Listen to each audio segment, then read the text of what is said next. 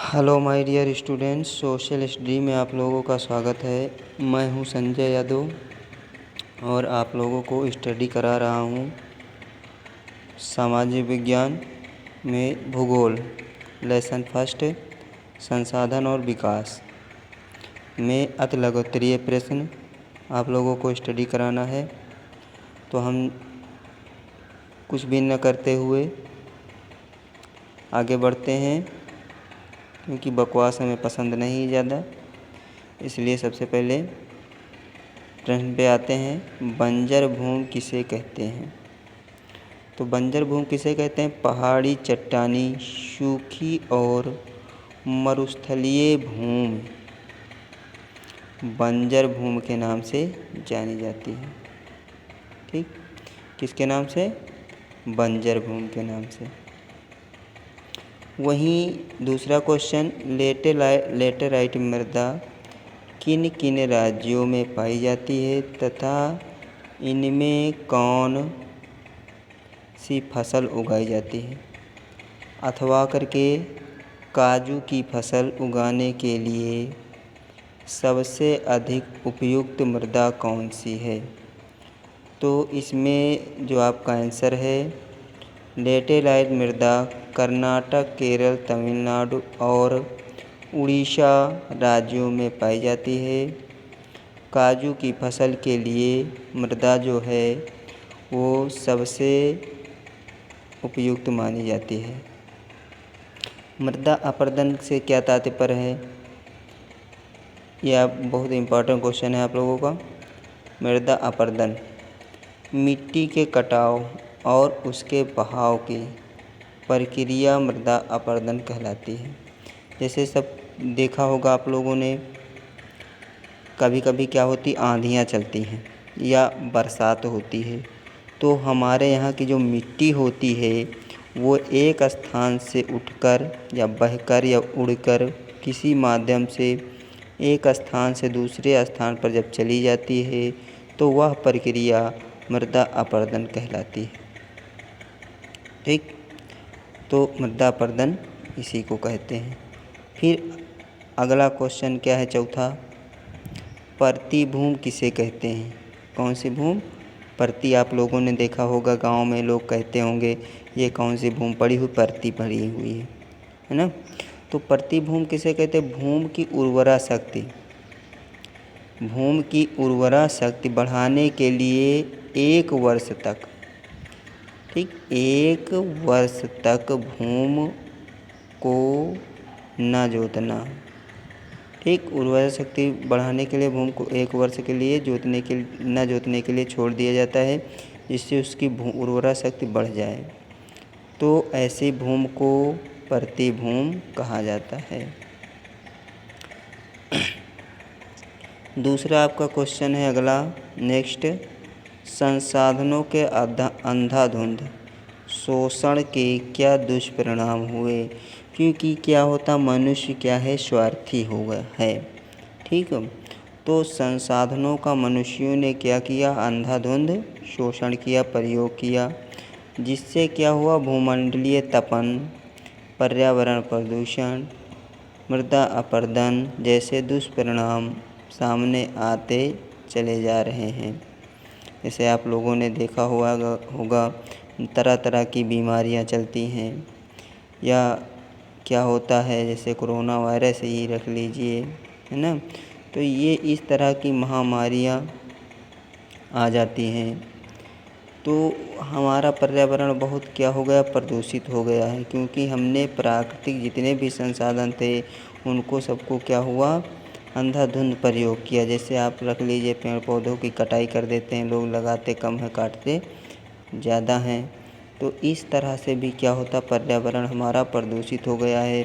रोज़ per day ना जाने कितनी गाड़ियाँ चलती हैं, तो इस तरह से क्या होता है, हमारा पर्यावरण प्रदूषित हो जाता है।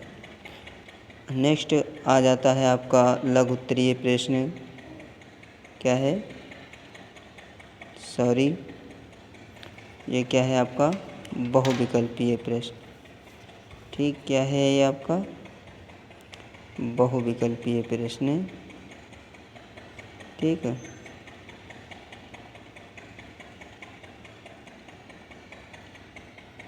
बहुविकल्पीय है, ठीक। तो ये बहुविकल्पीय प्रश्न हैं आपके। तो बहुविकल्पीय प्रश्नों में सबसे पहला, रियो डी जेनेरो नगर, जहाँ 1992 ईस्वी में पृथ्वी सम्मेलन आयोजित किया गया था, वह निम्न में से किस देश में स्थित है? तो उसका जो आपका आंसर है वो है कौन सा? ब्राज़ील, ठीक। तो ब्राज़ील देश जो है वहाँ पर एक पृथ्वी सम्मेलन हुआ था जिसमें पर्यावरण की सुरक्षा के लिए बात कही गई थी। तो ये कहाँ स्थित है? ब्राज़ील में स्थित है। अगले पेज पर हम चलते हैं। आपका अगले पेज में पहला प्रश्न वो क्या है? दूसरा प्रश्न, संसाधन संपन्न प्रदेश निम्न में से किसके मुख्य आकर्षक बने रहे? तो जहाँ पर क्या होता है, संसाधन अधिक होता है, वहाँ पर ही क्या होता है, जनसंख्या अधिक निवास करती है, ठीक। ये बात आप लोगों को ध्यान रखना चाहिए कि जहाँ पर क्या होंगे, संसाधन होंगे, जहाँ पर कस्बा होगा, जहाँ पर सारी वस्तुएं हमको उपलब्ध होंगी, वहाँ पर जनसंख्या अधिक होती है। तो इसीलिए क्या हुआ, जहाँ पर संसाधन अधिक थे वहीं पर विदेशी आक्रमणकारी आए।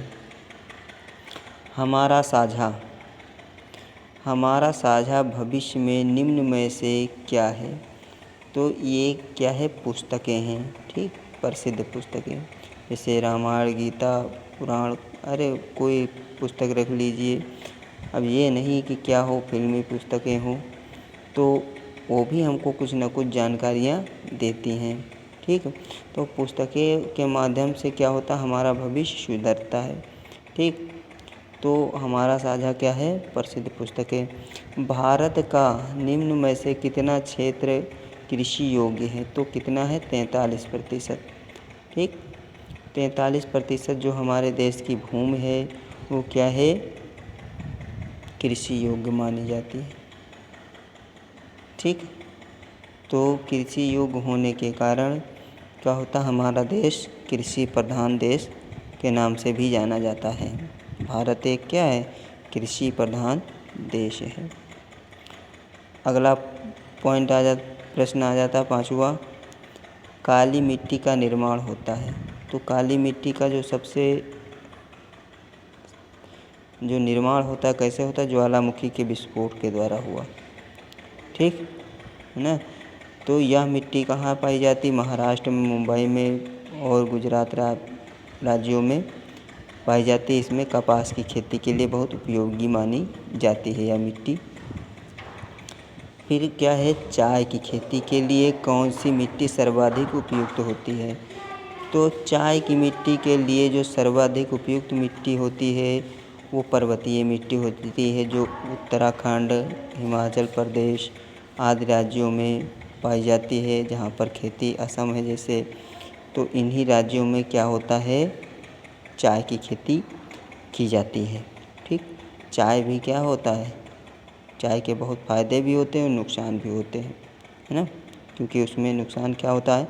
निकोटीन पदार्थ जो पाया जाता है, ठीक।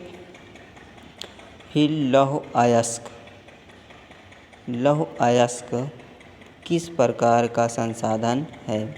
तो ये क्या है? आणविकरण संसाधन है, ठीक। क्या है? आणविकरण संसाधन। फिर ज्वारीय ऊर्जा निम्न में से किस प्रकार का संसाधन है? ठीक, ज्वारीय ऊर्जा तो ये किस प्रकार का संसाधन है? मानवकृत, ठीक। मानवकृत संसाधन के नाम से जाना जाता है। कौन सा? ज्वारीय ऊर्जा। फिर किस प्रांत में सीढ़ीदार खेती होती है? ठीक, सीढ़ीदार मतलब समझते हैं, छोटे छोटे टुकड़े बनाए जाते हैं खेती करने के लिए। तो यह क्या होता है? उत्तराखंड जो क्या होता है, पहाड़ी जो क्षेत्र होते हैं, तो वहाँ पर क्या होती है? ढलानें होती हैं। तो पानी को रोकने के लिए क्या किया जाता है, सीढ़ीनुमा खेती तैयार की जाती है। धन्यवाद। जय हिंद। अगर आप लोगों को मेरी वीडियो अच्छी लगे तो लाइक एवं सब्सक्राइब करें। जय हिंद, जय भारत।